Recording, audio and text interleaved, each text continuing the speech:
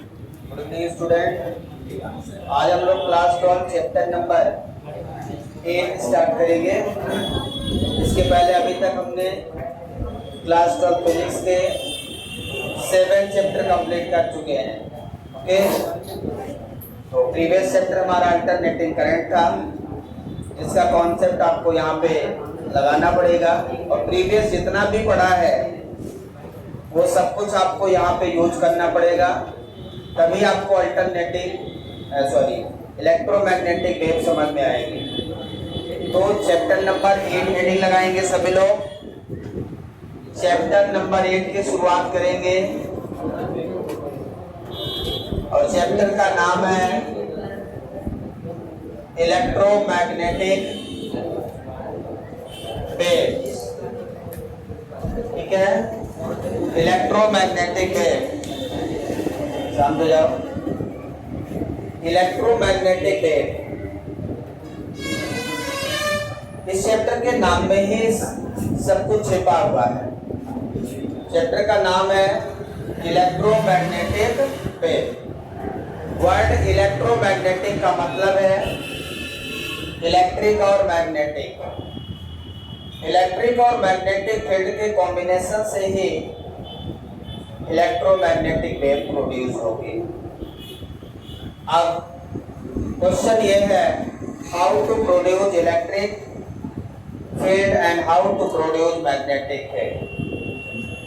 Electric field और magnetic field कैसे produce होती है। हम जानते हैं stationary charge produces only electric field, a moving charge produces electric field as well as magnetic field। पहला कॉन्सेप्ट यहाँ पे ये नेसेसरी है कि चार्ज स्टेशनरी नहीं रहेगा। चार्ज यदि स्टेशनरी है तो केवल इलेक्ट्रिक फील्ड और केवल electric field electromagnetic wave produce नहीं कर सकता। इलेक्ट्रोमैग्नेटिक प्रोड्यूस होने के लिए इलेक्ट्रिक फील्ड और मैग्नेटिक फील्ड दोनों का होना जरूरी है। इसका मतलब चार्ज का मोशन होना जरूरी है। Stationary charge never be produces electromagnetic wave. मतलब इलेक्ट्रोमैग्नेटिक वेव को प्रोड्यूस होने के लिए चार्ज को फ्लो होना है। The rate of change of flow of charge, the rate of flow of charge that produces electric current. Rate of flow of charge produces electric current।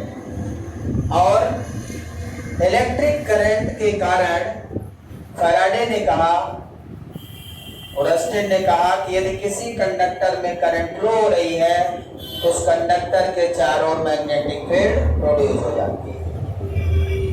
किसी electric field से magnetic field और magnetic field से electric field Faraday ने बताया। Faraday ने क्या बताया? Magnetic field से इलेक्ट्रिक फील्ड प्रोड्यूस हो जाती है। इलेक्ट्रिक करंट मैग्नेटिक फील्ड से पहले इलेक्ट्रिक करंट प्रोड्यूस होगी और फिर उस इलेक्ट्रिक करंट से इलेक्ट्रिक फील्ड। ठीक है ना? तो इलेक्ट्रिक फील्ड और मैग्नेटिक फील्ड के लिए सबसे पहले नेसेसरी कंडीशन ये है कि चार्ज मूव करे। क्या करे? मूव करे। यदि चार्ज मूव करेगा तभी इलेक्ट्रिक फील्ड और मैग्नेटिक फील्ड बनेगा। और जहां इलेक्ट्रिक फील्ड और मैग्नेटिक फील्ड बनेगी वहीं पे इलेक्ट्रोमैग्नेटिक वेव प्रोड्यूस होगी। इलेक्ट्रोमैग्नेटिक वेव को प्रोड्यूस होने के लिए इलेक्ट्रिक फील्ड और मैग्नेटिक फील्ड का होना नेसेसरी है। So how to produce electric and magnetic field. तो ये सारी चीजें हम समझ चुके हैं। अब हमें आगे की ओर बढ़ना है, न कि पीछे जाना। ठीक है, पीछे की चीजों को आप रिवाइज करते रहेंगे।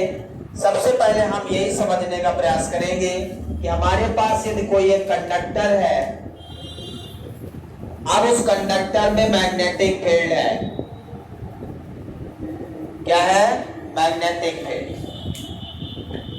यदि मैग्नेटिक फील्ड इसमें डाउनवर्ड है, इसमें मैग्नेटिक फील्ड क्या है? डाउनवर्ड। क्रॉस साइन बताता है डाउनवर्ड। मैग्नेटिक फील्ड क्या है? यहाँ पे डाउनवर्ड। अब मैग्नेटिक फील्ड डाउनवर्ड है और मैग्नेटिक फील्ड चेंज हो रही है कंटिन्यूअसली, ठीक है। तो लेंज लॉ क्या कहता है, उस मैग्नेटिक फील्ड का अपोज करो, उस मैग्नेटिक फील्ड का अपोज करो।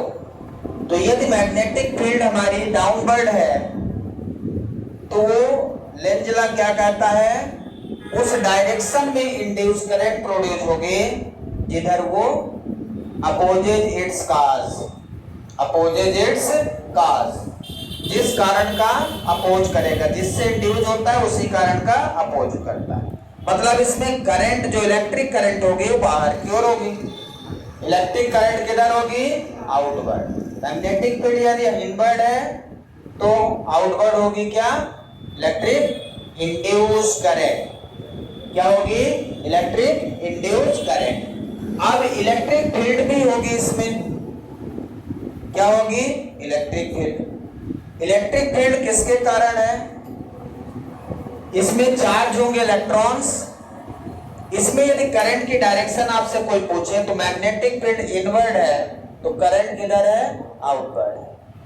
करंट की डायरेक्शन क्या है, आउटवर्ड है, ठीक है। तो मतलब करंट इसकी डायरेक्शन, करंट की डायरेक्शन ऐसी होगी बाहर की ओर। इसमें जो इलेक्ट्रॉन्स हैं, चार्ज ऑफ इलेक्ट्रॉन्स, वो भी फ्लो होंगे और चार्ज ऑफ इलेक्ट्रॉन जब फ्लो होंगे तब क्या करेंगे, मान लो इसमें इलेक्ट्रॉन्स हैं, ऐसे फ्लो हो रहे हैं इलेक्ट्रॉन, कंडक्टर है, तो इसमें इलेक्ट्रिक फील्ड प्रोड्यूस हो जाएगी। क्या प्रोड्यूस हो जाएगी, electric field. Electric field produce होने के लिए चार्ज का होना जरूरी, चाहे चार्ज रेस्ट में हो चाहे मोशन में। A moving charge produces electric field as well as magnetic field. अब यदि मैग्नेटिक फील्ड वैरी कर रही है, फैराडे ने कहा कि यदि मैग्नेटिक फील्ड वैरी कर रही है तो इलेक्ट्रिक फील्ड भी वैरी करेगी। इलेक्ट्रिक फील्ड वैरिंग मतलब इलेक्ट्रोमैग्नेटिक वेव प्रोड्यूस करने के लिए ये नेसेसरी है कि इलेक्ट्रिक फील्ड और मैग्नेटिक फील्ड दोनों वैरी करें with time. A stationary electric field, a stationary magnetic field never be produces electromagnetic wave. Electromagnetic wave produces only when electric field as well as magnetic field are changes with time. Time varying electric field and time varying magnetic field, when both are mutually interact, then it will produces electromagnetic wave. जब time varying electric field और time varying magnetic field एक साथ आएंगे, very करेंगे, तब जाके electromagnetic wave produce होगी। तो इलेक्ट्रोमैग्नेटिक वेव प्रोड्यूस होने के लिए सबसे इंपॉर्टेंट टर्म ये है time varying electric field and magnetic. Clear है। तो जब मैग्नेटिक फील्ड वैरी कर रही होगी according to Faraday law, Faraday ने क्या कहा कि rate of change of magnetic flux, that means rate of change of magnetic field produces induce electric field. Rate of change of magnetic field, यदि जिस rate से मैग्नेटिक फील्ड प्रोड्यूस हो रही है, फैराडे ने कहा relative motion of the magnet which produce induced current in the coil. Induced current in the coil. How to produce induced current? Due to the motion of charge. Induced charge, motion of charge particle. Induced current कहां से आई? Motion of charge particle के कारण। और वही charge particle क्या कर रहे हैं? इंड्यूस इलेक्ट्रिक फील्ड प्रोड्यूस कर रहे हैं। मतलब time varying magnetic field produces induced electric field. Time varying magnetic field produces induced electric field and time varying magnetic field as well as time varying electric field. when mutually interact, then it produces electromagnetic wave. So here, time varying magnetic field produces, first point write down, time varying magnetic field. Time varying magnetic field will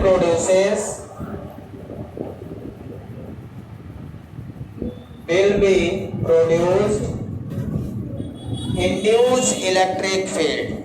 Okay, why it is called induced electric field? Why it is called induced electric field? Because due to electromagnetic induction. So first produces induced electric current, then it induced electric current will produce induced electric field. Time varying induced electric field. Okay, time varying magnetic field will be produced. Time varying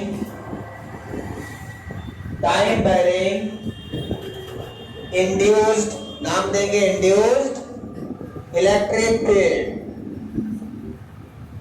अब हम बाद में केवल time varying electric field और time varying magnetic field ही लिखेंगे, induce नहीं लिखेंगे. Actual में ये इंड्यूस है, मतलब इलेक्ट्रिक फील्ड मैग्नेटिक फील्ड के वेरिएशन के कारण आ रही है. इलेक्ट्रिक फील्ड किसके कारण आ रही है? मैग्नेटिक फील्ड के बैरी होने के कारण इलेक्ट्रिक फील्ड प्रोड्यूस हो रही है. क्लियर है? और इनकी डायरेक्शन ध्यान से देखिए. डायरेक्शन क्या है? कि मैग्नेटिक फील्ड ऐसे, यदि मैग्नेटिक फील्ड अंदर की ओर है, ठीक है ना, तो इलेक्ट्रिक फील्ड ऐसे परपेंडिकुलर. ये मैग्नेटिक फील्ड, ये इलेक्ट्रिक फील्ड, ये मैग्नेटिक फील्ड, ये इलेक्ट्रिक फील्ड. दिख रहा है? मैग्नेटिक फील्ड अंदर, इलेक्ट्रिक फील्ड ये, मतलब दोनों परपेंडिकुलर होंगे. Electric field and magnetic field both are perpendicular. यदि ये मैग्नेटिक फील्ड है तो ये इलेक्ट्रिक फील्ड है. समझ रहे? ये मैग्नेटिक फील्ड है तो ये, अब यहाँ 90 डिग्री बन रहा है कि नहीं? ये मैग्नेटिक फील्ड अंदर और ये इलेक्ट्रिक फील्ड इधर. डायरेक्शन दिख रही है इलेक्ट्रिक फील्ड की? समझ में आया? तो यहाँ पे हम पॉइंट लिखेंगे, magnetic field and electric field both are mutually perpendicular to each other. Magnetic field and electric field both are mutually perpendicular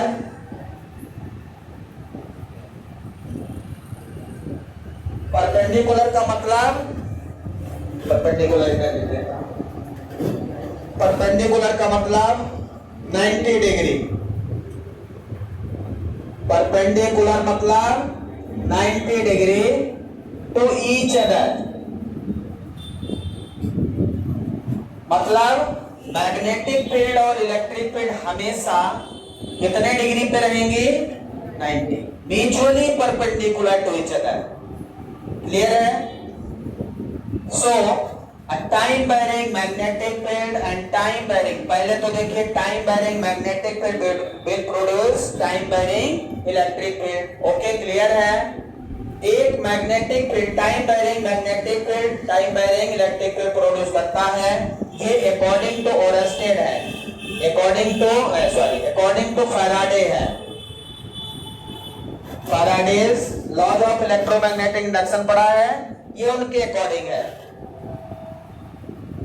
Faraday's laws of electromagnetic induction.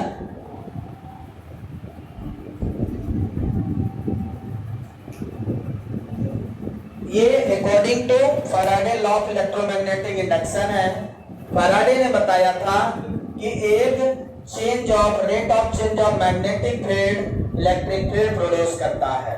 वो हम आपको रिलेशन भी देंगे, मैक्सवेल का इक्वेशन भी देंगे, आगे कैसे करता है वो भी हम आगे सारी चीजें आपको डिटेल में डिस्कस करेंगे.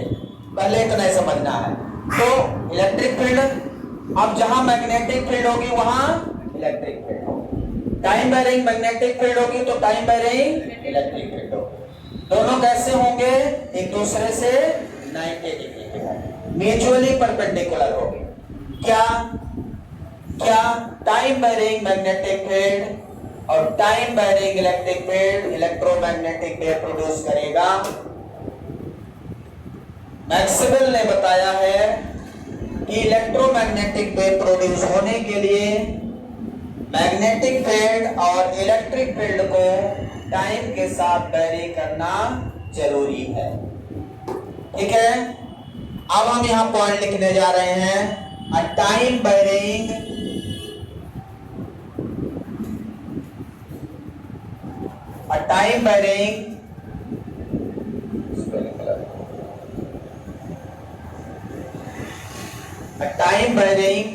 magnetic field and electric field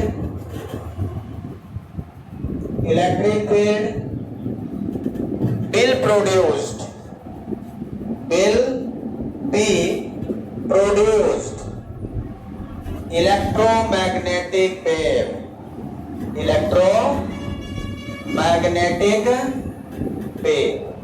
clear हुआ क्या? इलेक्ट्रोमैग्नेटिक वेव प्रोड्यूस होने के लिए नेसेसरी कंडीशन क्या है? इलेक्ट्रोमैग्नेटिक वेव प्रोड्यूस होने के लिए नेसेसरी कंडीशन क्या है? नेसेसरी कंडीशन ये है कि time varying electric field and time varying magnetic field will produce electromagnetic wave। याद रखिएगा, time varying a steady magnetic field, steady electric field does not produces electromagnetic wave। समझ में आया? Rate of change of flux होना जरूरी है, समय के साथ फ्लक्स का चेंज होना जरूरी है। यदि समय के साथ फ्लक्स चेंज हो रहा है तो वहां पे चेंज ऑफ मैग्नेटिक फील्ड होगी और उसी के कारण उस कॉइल में इंड्यूस करंट होगी और उस इंड्यूस करंट के कारण उसमें इलेक्ट्रिक फील्ड इंड्यूस हो जाएगी परपेंडिकुलर डायरेक्शन में और उसी के कारण इंड्यूस इलेक्ट्रिक फील्ड और ये दोनों मिलकर इलेक्ट्रोमैग्नेटिक वेव प्रोड्यूस करेंगे। अब यहाँ पे क्वेश्चन आता है, इलेक्ट्रोमैग्नेटिक वेव प्रोड्यूस हो चुकी है। अब क्वेश्चन ये है, इलेक्ट्रोमैग्नेटिक वेव प्रोड्यूस होने के बाद क्या होगा? इलेक्ट्रोमैग्नेटिक वेव प्रोड्यूस होने के लिए क्या जरूरी है? इलेक्ट्रोमैग्नेटिक वेव प्रोड्यूस होने के लिए टाइम वेरिंग इलेक्ट्रिक और टाइम वेरिंग मैग्नेटिक फील्ड होना जरूरी है और कुछ नहीं। क्लियर है? जो मिल चुका है। अब क्वेश्चन ये है, क्या इलेक्ट्रोमैग्नेटिक वेव ये वेव है? तो वेव तो होती है एक जगह से दूसरी जगह चलती है, वेव तो एक जगह से दूसरी जगह भी चलती है। तो क्या ये वेव चलेगी और चलेगी तो कितनी दूर तक जाएगी? कितनी दूर तक जाएगी? इसी बेसिस पे हम इलेक्ट्रोमैग्नेटिक वेव को स्टडी करेंगे, कितनी दूर तक जाएंगे। ये जानने के लिए हम लोग इलेक्ट्रोमैग्नेटिक स्पेक्ट्रम पढ़ेंगे। इलेक्ट्रोमैग्नेटिक स्पेक्ट्रम के थ्रू हमें क्लियर हो जाएगा कि ये वेव कितनी दूर तक जाएंगी। ठीक है, तो पहले हम ये देखते हैं कि इलेक्ट्रोमैग्नेटिक वेव जब चलेगी, अभी तो प्रोड्यूस हुई है, अब चलेगी तो जाएगी किधर? रास्ता किधर है उसका? यदि आपको इलेक्ट्रिक फील्ड पता है, मैग्नेटिक फील्ड पता है, तो वेव किधर जाएगी ये कैसे पता चलेगा? चलेगी कि नहीं चलेगी? अब जब चलेगी तो कहां जाएगी भाई? कहीं ना कहीं तो जाएगी। किधर जाएगी? क्या ऐसा है कि डायरेक्शन नहीं पता? क्या ऐसा है कि किसी भी डायरेक्शन में जा सकती है? एक निश्चित डायरेक्शन में जाएगी। वो डायरेक्शन ध्यान रखना, पॉइंट है यहां पे जो पॉइंट है the electric field and magnetic. अब यहां जो मैं इलेक्ट्रिक मैग्नेटिक बोलूंगा टाइम वेरिंग ही रहेगा, बार बार नहीं लिखूंगा। समझ में आया? यहां पे लिखूंगा द इलेक्ट्रिक फील्ड ठीक है, मैग्नेटिक फील्ड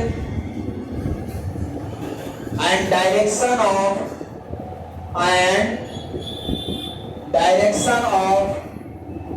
वेव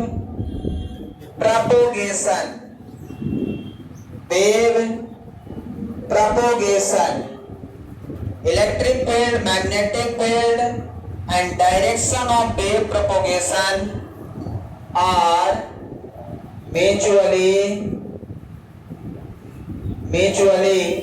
perpendicular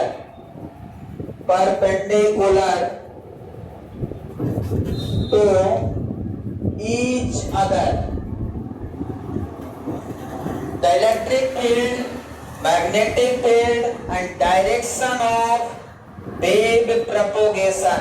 यहाँ एक नया शब्द मिलेगा, propagation. What is the meaning of propagation? Propagation का मतलब है चलना। propagation वेव के चलने की डायरेक्शन को propagation बोलते हैं। मैं कह रहा हूं कि wave propagate in x direction. यदि मैं कहता हूं कि wave propagate in x direction, तो आप समझ जाइए वेव x डायरेक्शन में चल रही है। propagation वर्ड का मतलब है वेव किस डायरेक्शन में चल रही है। ये केवल और केवल शब्द वेव में ही आएगा, वो कैसे भी वेव हो। यदि वेव चल रही है तो propagation वर्ड आएगा ही आएगा, क्योंकि वेव का चलना ही propagation है। जिस डायरेक्शन में वेव चल रही है, मैं लिखूंगा wave propagates in x direction, wave propagates in y direction, wave propagates in z direction. Any one direction, there are three directions, which is a 3D. If electric field in x direction, magnetic field in y direction, so wave propagate in which direction?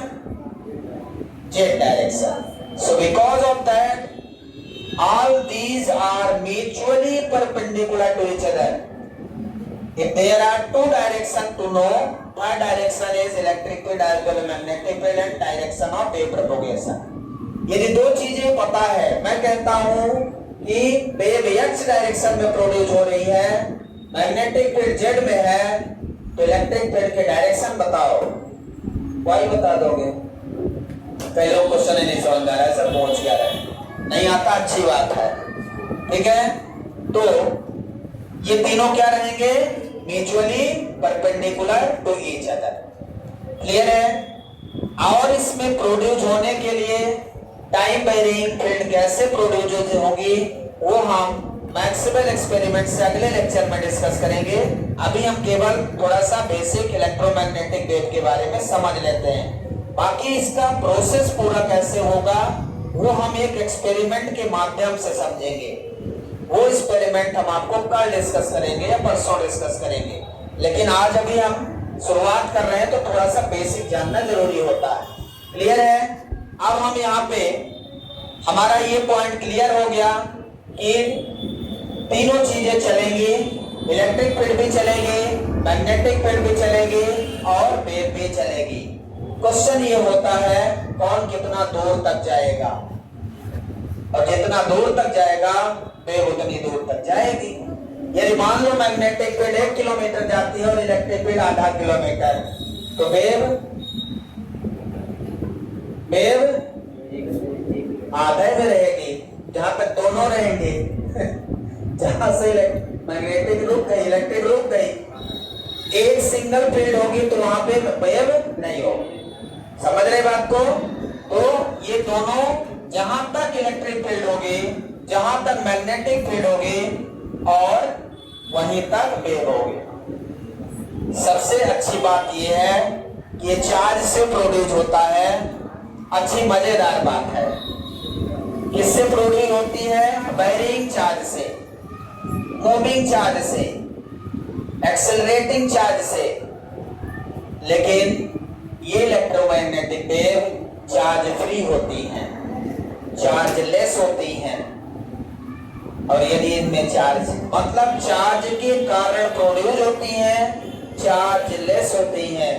यदि ये charge less ना होती तो तो आज हम यहाँ खड़े ना होते, क्योंकि यहाँ कितनी सारी electromagnetic waves, infinite electromagnetic waves continuous आ रही हैं, जा रही हैं, गिनती नहीं है कितनी है, कौन कौन सी वेव है, किस किस फ्रीक्वेंसी की यहाँ पे हमारे पास में है, इसकी कोई गिनती नहीं है। जो ही चैनल लगा दो टीवी में आने लगता है, रेडियो में आने लगता है, मोबाइल में आने लगता है।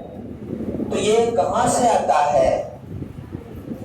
कितनी वेव ऐसी होंगी जो हमारे आसपास हैं, गिन नहीं सकते आप। और इलेक्ट्रोमैग्नेटिक वेव कैसी होती हैं? चार्ज फ्री होती हैं, चार्ज लेस होती हैं।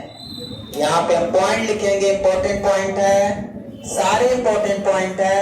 Electromagnetic wave are chargeless, is chargeless, chargeless या आयन फ्री, ठीक है ना। आयन नहीं होते इसमें, चार्जलेस होती है। चार्जलेस का मतलब नो आयंस, नो आयंस का मतलब नो करंट। तो चार्ज नहीं तो करंट नहीं। कहां पे? जब ये प्रोड्यूस होती हैं। इलेक्ट्रोमैग्नेटिक वेव इज चार्जलेस, मतलब जब ये प्रोड्यूस होने के लिए चार्ज जरूरी है, ठीक है ना। जब ये वेव प्रोड्यूस हो जाती है, जब चलने लगती है, तो इनमें चार्ज नहीं। जैसे ही इलेक्ट्रोमैग्नेटिक वेव निकलेगी, चार्ज लेस रहेगी। केवल प्रोड्यूस होने के लिए चार्ज होना जरूरी है। जब वेव निकलती है तो चार्ज लेस। जैसे रेडिएशन, सन की रेडिएशन आती है, लाइट आती है अर्थ पे, आती है कि नहीं? लेकिन क्या उसमें कोई चार्ज होता है? क्या उसमें कोई करंट होता है? नहीं होता। बिल्कुल उसी तरह तो इलेक्ट्रोमैग्नेटिक वेव जो चलती है वो भी किसी स्पीड से चलती होंगी। और कहां कहां चल सकती हैं? क्या इलेक्ट्रोमैग्नेटिक वेव किसी मीडियम पे निर्भर करती हैं? मीडियम पे निर्भर करती हैं कि नहीं? बता दो इसको।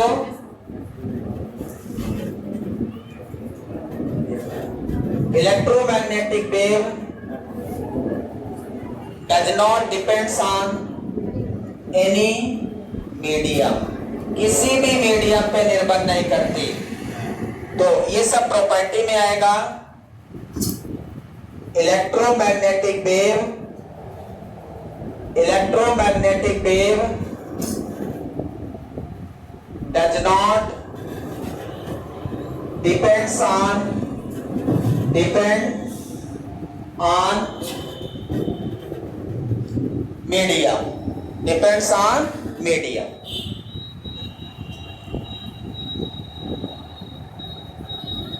Electromagnetic wave does not depends on medium. Electromagnetic wave does not depends on medium. किसी भी मीडियम में electromagnetic wave does not depends on medium to travel. पूरा कर लें, टू ट्रेवल। ट्रेवल करने के लिए इलेक्ट्रोमैग्नेटिक वेव को किसी मीडियम की आवश्यकता नहीं। यदि मैं ऐसा शब्द बोलता हूं कि इलेक्ट्रोमैग्नेटिक वेव को ट्रेवल करने के लिए किसी मीडियम की आवश्यकता नहीं है, इसका मतलब यह है कि वो वैक्यूम में भी ट्रेवल कर सकता है। जो चीज वैक्यूम में ट्रेवल कर सकता है उसको मीडियम की आवश्यकता ही नहीं। इसका मतलब वो हर जगह ट्रेवल कर सकता है, चाहे कहीं पे भी हो, पानी में हो, सॉलिड में हो, मेटल में हो, हर जगह ट्रेवल कर सकता है।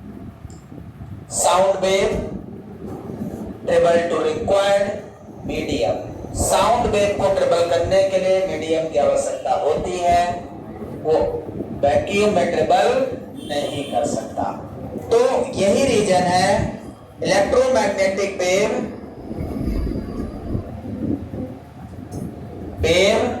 Travel in vacuum. कहां ट्रेवल करती है इलेक्ट्रोमैग्नेटिक वेव? वैक्यूम में। ये वहां ट्रेवल कर सकती है जहां लाइट ट्रेवल करती है। लाइट कहां नहीं ट्रेवल कर सकती बताइए? लाइट कहां नहीं ट्रेवल करती? सॉलिड में। लाइट तो हर जगह ट्रेवल करती है। लाइट को ट्रेवल करने के लिए मीडियम की आवश्यकता है क्या? लाइट को ट्रेवल करने के लिए किसी भी मीडियम की आवश्यकता नहीं है। जिस तरह से लाइट को ट्रेवल करने के लिए मीडियम की आवश्यकता नहीं है, जो लाइट की रेडिएशन आती है हमारे अर्थ पर, उसी तरह इलेक्ट्रोमैग्नेटिक वेव एक रेडिएशन है। ये भी ऐसे ही जाता है। और ये जाता कैसे है? Electromagnetic travel with the speed of light. Very most important, electromagnetic wave, ध्यान रखिएगा, electromagnetic wave travel with the speed of light, with the speed of light in air or vacuum। कहीं पे भी जिस स्पीड से लाइट जहां travel करेगी उसी स्पीड से इलेक्ट्रोमैग्नेटिक वहां पे ट्रेवल करेगी। तो मतलब स्पीड ऑफ इलेक्ट्रोमैग्नेटिक वेव यदि कोई पूछे तो मैं स्पीड ऑफ लाइट लिख सकता हूं। मैं क्या लिख सकता हूं? Speed of electromagnetic wave. ये मैं आपको प्रूव करके भी दे सकता हूं, ये मैं आगे प्रूव करूंगा। आप कहेंगे नहीं कहेंगे तब भी प्रूव करूंगा। स्पीड ऑफ लाइट के बराबर है स्पीड ऑफ इलेक्ट्रोमैग्नेटिक वेव। और आपको पता है कि स्पीड ऑफ लाइट होती है 3 × 10⁸ मीटर पर सेकेंड। यदि इसको हम कहें तो ये 3 लाख किलोमीटर पर सेकेंड। यदि इसको हम कहें 3 लाख किलोमीटर पर सेकेंड, मतलब स्पीड ऑफ लाइट 1 सेकेंड में 3 लाख किलोमीटर दूर जाती है। स्पीड ऑफ लाइट 1 सेकेंड में 3 लाख किलोमीटर दूर जाती है, तो इलेक्ट्रोमैग्नेटिक वेव भी 1 सेकेंड में 3 लाख किलोमीटर जाती है। आप यहां से फोन मिलाइए, दिल्ली में कोई बैठा है, जैसे ही यहां से फोन लगाया, यहां से घंटी गई, रिसीव किया, बात चालू। जब मैं बोलता हूं तो उसको तुरंत सुनाई देता होगा, 1 सेकेंड भी नहीं लगता, क्योंकि यहां से दिल्ली की डिस्टेंस 800 किलोमीटर है केवल। कितना? 800 किलोमीटर। और ये 3 लाख किलोमीटर पर सेकंड चलती है। 1 सेकेंड में 3 लाख किलोमीटर। अब आप समझ सकते हैं, अर्थ पर तो ऐसा कोई नहीं है जहां ये ना जा सके। बहुत समय नहीं लगेगा इसको, कहीं से आप बात कर सकते हैं, एट द टाइम बात होगी, तुरंत कन्वर्सेशन होगा।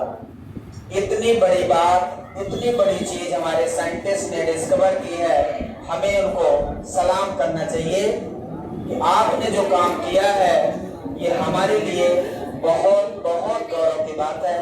इसीलिए साइंटिस्ट से बड़ा कोई नहीं है।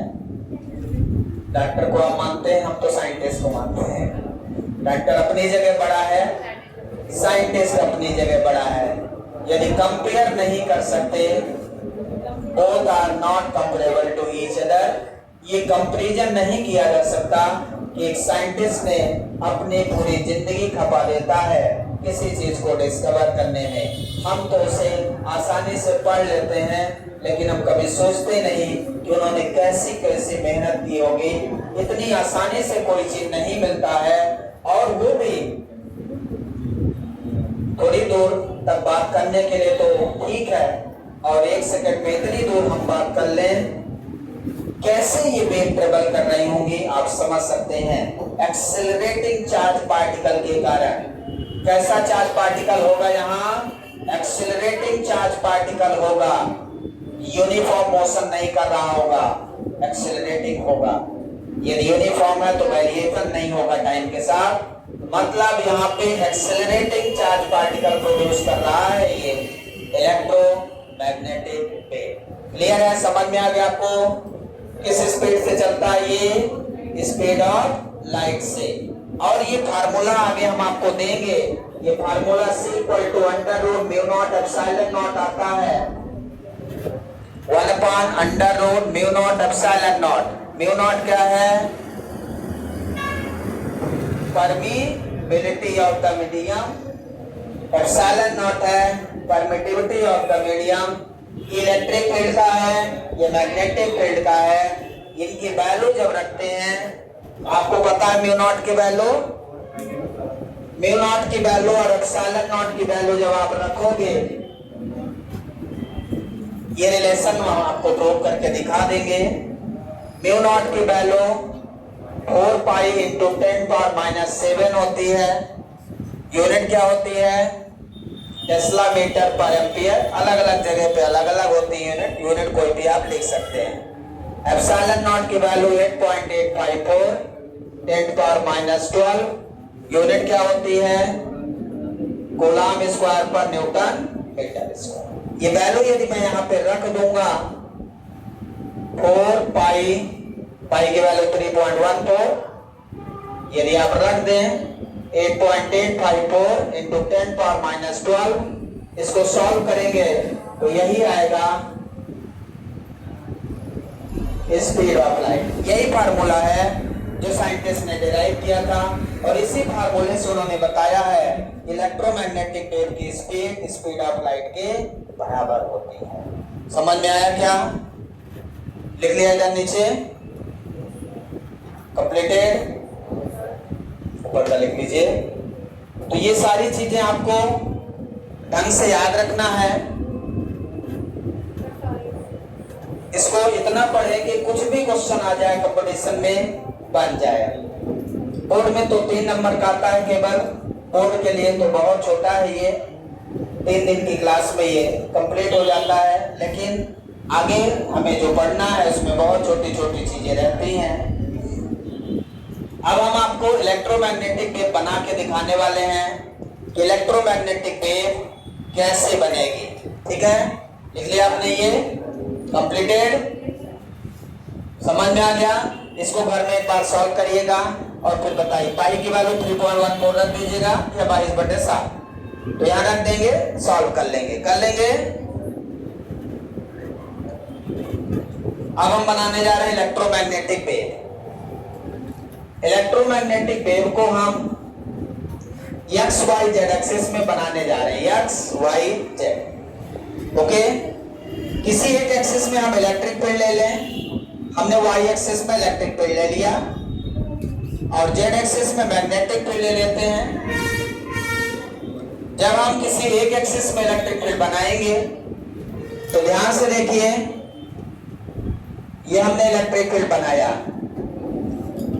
Oscillating wave produces electromagnetic wave. Electromagnetic wave, ये ऑसिलेटिंग वेव आती कहां से? ये एलसी ऑसिलेटर से आती है। एल और सी ऑसिलेटर। एलसी ऑसिलेटर कहां है? एलसी सर्किट, जो हमने नहीं पढ़ा, रिड्यूस हो गया। LC oscillator circuit produces wave with frequency. ठीक है, तो ये वेव वहीं से आती है। अब ये इलेक्ट्रोमैग्नेटिक वेव, ये कौन सी वेव बना दिया मैंने? इलेक्ट्रिक फील्ड का। इलेक्ट्रिक फील्ड साइनोसोडल वेव है, साइनोसोडल वेव, क्लियर है? साइनोसोडल वेव बोलते हैं इसको। कौन सी वेव बोलते हैं? Sinusoidal wave. ठीक है, साइनोसोडल वेव, साइन वेव को साइनोसोडल वेव बोलते हैं। ये मैंने क्या बनाया? अब इलेक्ट्रिक फील्ड देखिए ऊपर की ओर है। इलेक्ट्रिक फील्ड किधर है? Y axis. यहां पे हम इलेक्ट्रिक फील्ड बना रहे हैं, ध्यान से देखिए। ये इलेक्ट्रिक फील्ड और ये इसकी डायरेक्शन नीचे की ओर हो गया, नेगेटिव में हो गई। इसका पीक नीचे है, इसका ऊपर है, फिर इसका ऊपर हो जाएगा। ये क्या बना रहा हूं मैं? ये मैंने क्या बनाया? क्या बनाया? इलेक्ट्रिक फील्ड बनाया मैंने। ये क्या बना दिया भाई? Electric field. अब मैं, आपको पता है इलेक्ट्रिक फील्ड और मैग्नेटिक फील्ड और वेव प्रोपगेशन तीनों mutually perpendicular to each other रहेंगे। यदि हमने y में क्या बना दिया, इलेक्ट्रिक फील्ड, तो z में मैग्नेटिक फील्ड बनाऊंगा ना, और वो भी साइनोसोइडल वेव ही रहेगा। तो साइनोसोइडल वेव जब यहाँ पे बनाएंगे तो ध्यान से समझिए, ये बना दिया आपने, साइनोसोइडल वेव बना दिया।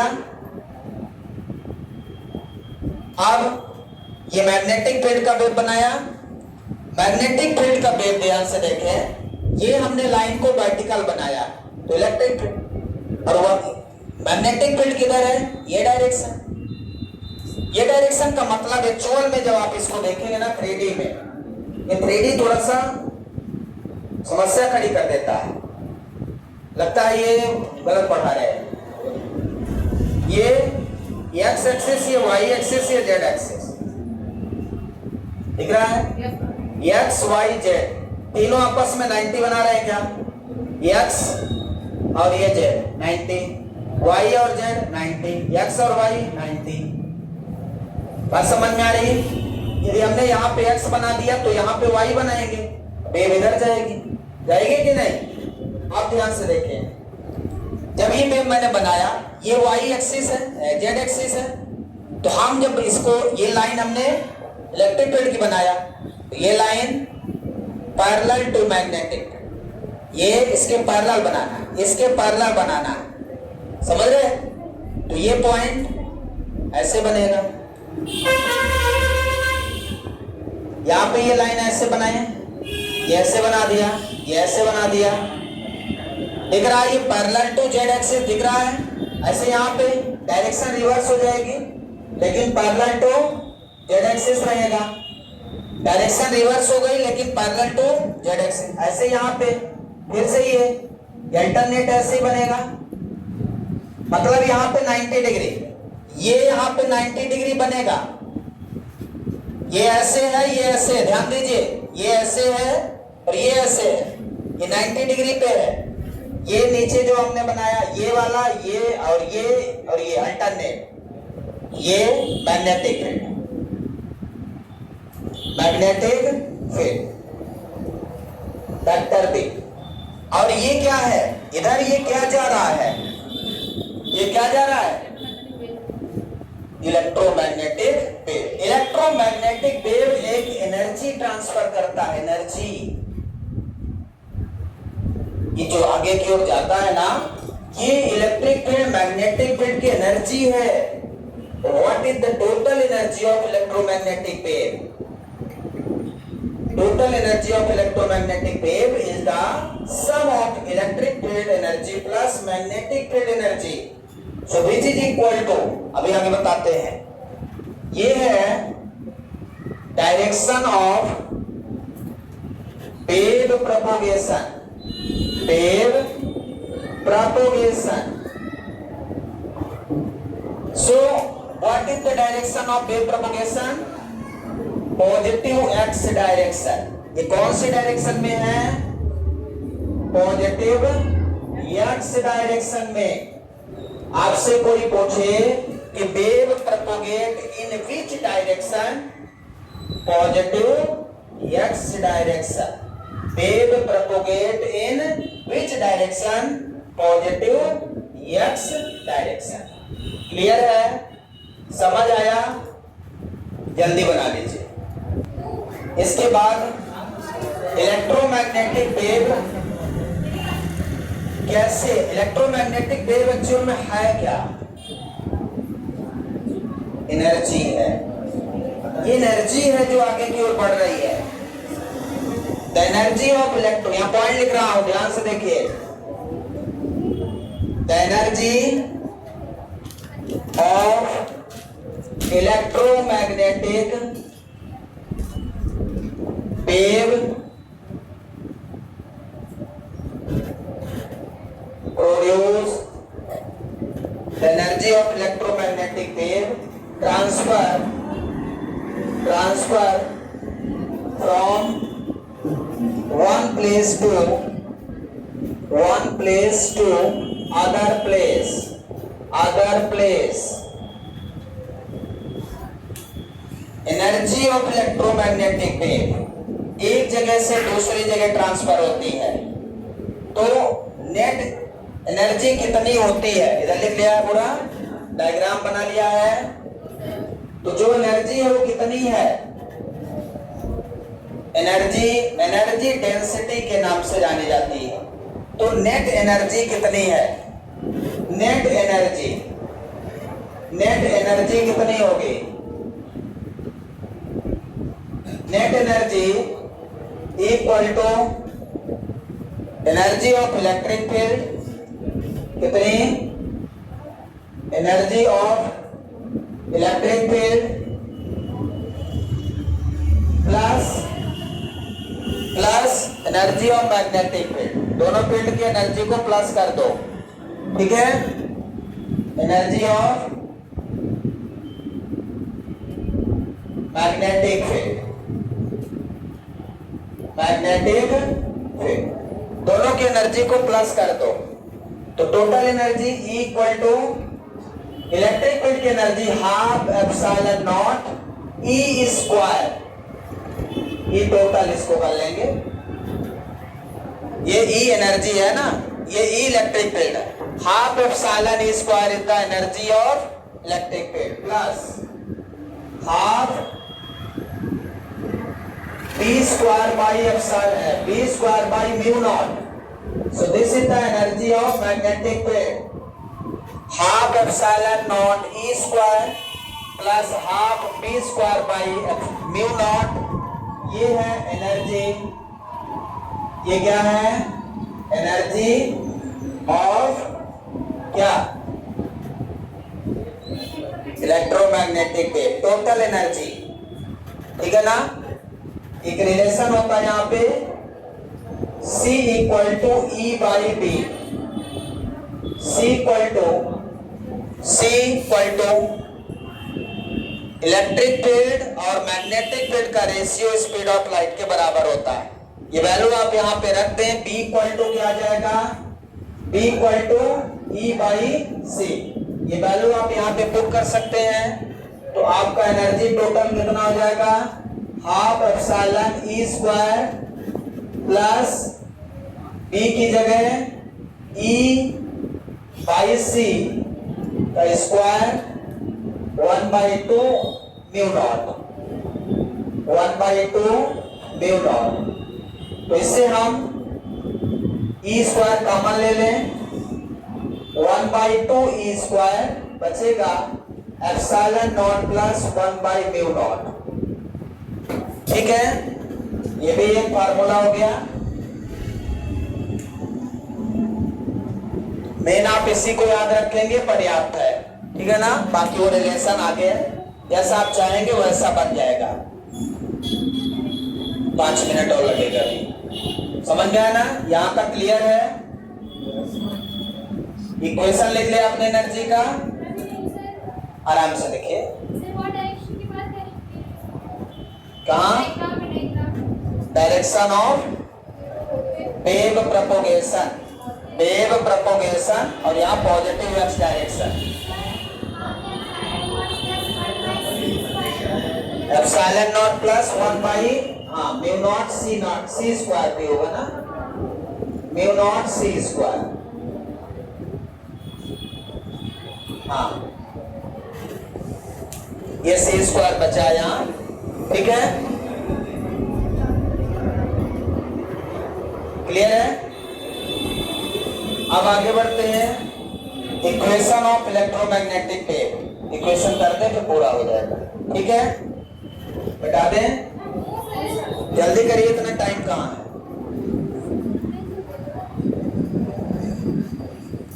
अब यहां पे लिखेंगे इक्वेशन ऑफ इलेक्ट्रोमैग्नेटिक वेव,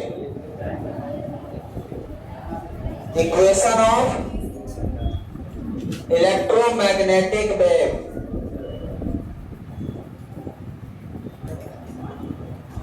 जब आपको पता है ये साइनोसॉइडल इक्वेशन है, इलेक्ट्रोमैग्नेटिक वेव एक साइन वेव है, तो यदि मैं इसका इक्वेशन लिखूं तो वेक्टर ई इलेक्ट्रिक फील्ड का लिखूंगा पहले, फिर मैग्नेटिक फील्ड का। तो wave equation, equation of electric field, equation of electric field, equation of electric field vector E equal to, vector E equal to क्या लिखूंगा, ई नॉट इसका peak sine K X minus omega T, K X minus omega T. किस direction में है ये, किस direction में है इलेक्ट्रिक फील्ड, वाई। वाई का यूनिट वेक्टर क्या लिखते हैं, जे का। वाई का यूनिट वेक्टर क्या लिखते हैं, जे का। Vector equal to E naught sine K X minus omega. X क्यों लिखा, डायरेक्शन ऑफ वेव प्रोपगेशन। यदि वेव जेड डायरेक्शन में है तो यहां जेड लिखूंगा, ध्यान रखिए। K X, X direction wave propagate हो रही तो एक्स लिखना है। देखो एक डायरेक्शन इलेक्ट्रिक फील्ड की जे हो गई, यहां डायरेक्शन ऑफ वेव प्रोपगेशन। यदि यहां से वेक्टर हटाएं तो E Y equal to, E Y equal to क्या लिखूंगा, E naught sine K X minus omega T. Y ये बता रहा है, यहां से जे को हटा दो, ये भी लिख सकते हो, ये भी लिख सकते हो, ठीक है। ये किसका इक्वेशन लिख लिया आपने, किसका इक्वेशन लिख लिया, इलेक्ट्रिक फील्ड का। और मैग्नेटिक फील्ड का क्या लिखेंगे, यहां पे direction of wave propagation x direction में है, ध्यान रखिएगा। इक्वेशन ऑफ मैग्नेटिक फील्ड क्या लिखूंगा, vector B equal to B naught sine K X minus omega T in which direction, Z direction. Magnetic field Z में है तो यूनिट वेक्टर के का है, जेड का यूनिट वेक्टर क्या लिखेंगे, के कैप लिखेंगे। और यदि ऐसा हटा दें तो B Z equal to B naught sine K X minus omega T. So this is the equation of magnetic field, this is the equation of electric field. Both are electric field and magnetic field where K क्या भैया, propagation constant. K है propagation constant. ये propagation constant किस बात पर निर्भर करता है, वेव के वेवलेंथ पर निर्भर करता है, वेव के वेवलेंथ पर निर्भर करता है। के की वैल्यू होती है 2 pi by lambda. So what is the value of propagation constant, ये ऑब्जेक्टिव में हमेशा पूछता है। ऑब्जेक्टिव में प्रोपगेशन कांस्टेंट की वैल्यू पूछता है 2 पाई बाई लैम्डा। मतलब प्रोपगेशन कांस्टेंट किस बात पर निर्भर करता है, वेवलेंथ पर। वेवलेंथ जिसकी ज्यादा होगी उसका प्रोपगेशन कांस्टेंट कम। प्रोपगेशन कांस्टेंट को आप एक प्रकार का रेजिस्टेंस समझे वेव का, प्रोपगेशन कांस्टेंट को एक प्रकार का वेव का रेजिस्टेंस समझे। जितना ज्यादा वेव में रेजिस्टेंस होगा वेव उतनी कम जाएगी, रेजिस्टेंस कम होगा तो ज्यादा दूर जाएगी, और जितनी ज्यादा दूर जाएगी वेवलेंथ उतनी ज्यादा होगी, वेवलेंथ उतनी ज्यादा होगी, तो प्रोपगेशन कांस्टेंट उतना कम रहेगा। प्रोपगेशन कांस्टेंट यदि कम रहेगा तो वेव ज्यादा दूर जाएगी। क्लियर है, ये एक प्रकार का रेजिस्टेंस है। अब लैम्डा और सी में क्या रिलेशन है, एक मिनट। लैम्डा और सी स्पीड ऑफ लाइट में क्या रिलेशन है, C इक्वल टू होता है न्यू लैम्डा, पढ़ा है क्या, C equal to nu lambda. कब पढ़ लिया, C speed of light, nu frequency, lambda wavelength. Nu क्या है, फ्रीक्वेंसी, पीछे पढ़ चुके एलसी ऑसिलेटर से कितनी फ्रीक्वेंसी निकाला था आपने, 1/2 पाई रूट एलसी। तो यहां से लैम्डा की वैल्यू क्या हो जाएगी, C by nu, C by new या C into T. T is the time period, T क्या है, टाइम पीरियड। तो के की वैल्यू क्या मिल जाएगी यहां से, यदि ये वैल्यू आप रख दो तो के की वैल्यू क्या मिलेगी, 2 पाई बाई लैम्डा की जगह क्या रख दो, C by nu, C by nu. Nu पलट के ऊपर चला जाएगा, 2 pi nu by C. 2 pi nu क्या होता है? Omega, omega by C. मतलब के की फार्मूला और आपको मिल गया क्या? ओमेगा के इक्वल टू ओमेगा बाई सी, के इक्वल टू ओमेगा बाई सी मिल गया। ये भी एक फार्मूला हो गया। ओमेगा को वेव नंबर भी बोलते हैं। क्या बोलते हैं? Wave number. यहाँ पे ओमेगा वेव नंबर के नाम से जाना जाएगा। एंगुलर फ्रीक्वेंसी तो आई है, ठीक है ना। तो ये हो गया कुछ इंपॉर्टेंट चीजें जो आपको याद रखना है। इक्वेशन भी याद रखना है, कैसे बनाएंगे। यदि कोई बोले जेड डायरेक्शन का बनाओ तो क्या चेंज करोगे इसमें? मान लो इलेक्ट्रिक फील्ड जेड डायरेक्शन में, तो क्या चेंज करोगे? यहाँ पे के जेड लिख दोगे, नहीं सॉरी, इलेक्ट्रिक फील्ड जेड है तो के यहाँ पे, यहाँ के कैप लिख दोगे। यदि इलेक्ट्रोमैग्नेटिक वेव जेड डायरेक्शन में प्रोपोगेट कर रही है तो के एक्स की जगह जेड। ये डायरेक्शन ऑफ वेव प्रोपोगेशन बताएगा। ये क्या बताएगा यहाँ पे? ये ध्यान रख दीजिए, ये बताएगा डायरेक्शन, लिख दीजिए शब्द डायरेक्शन ऑफ वेव प्रोपोगेशन। ये एक्स है तो डायरेक्शन ऑफ वेव प्रोपोगेशन क्या है? एक्स। यदि मैं कहता हूं वेव जेड डायरेक्शन प्रोपोगेट हो रही तो यहां जेड लिख देंगे। फिर जेड डायरेक्शन में ना इलेक्ट्रिक फील्ड होगी ना मैग्नेटिक फील्ड होगी। क्लियर है? समझ में आया? समझ आया कि नहीं? Thank you, have a nice day.